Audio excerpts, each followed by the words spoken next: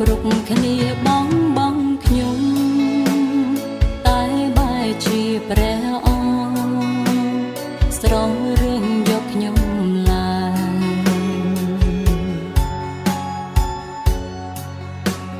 ថ្មមួយគ្រាប់កប់ភុំទ្រង់រឿងកែខៃបានខ្លាយជាដុំពេជ្រភ្លឺ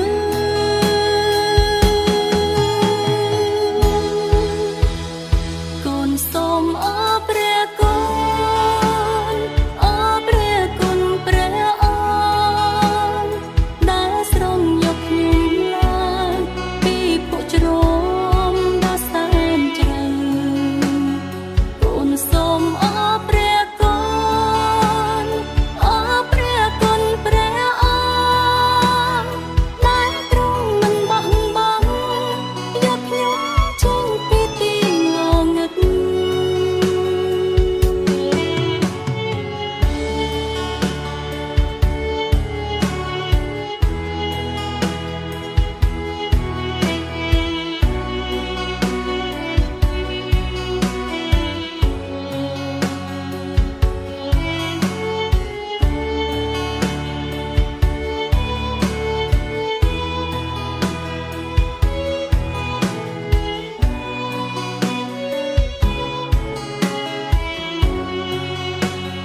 គ្រប់គ្នាបងបងខ្ញុំតែបែរជាព្រះអង្គស្រង់រឿងយកខ្ញុំឡើយ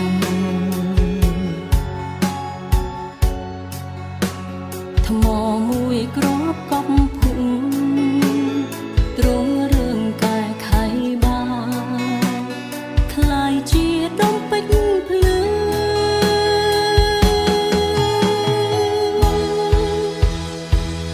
សូមអរព្រះគុណអរព្រះគុណព្រះអង្គ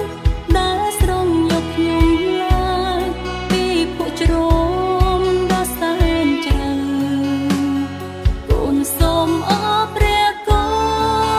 ណអរព្រះគុណព្រះអង្គដែលទ្រង់មិនបោះបង់យកខ្ញុំចេញពីទីងងឹត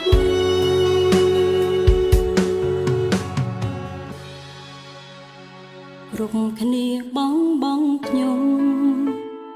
តែបែរជាព្រះអង្គស្រង់រឿងយកខ្ញុំឡើយ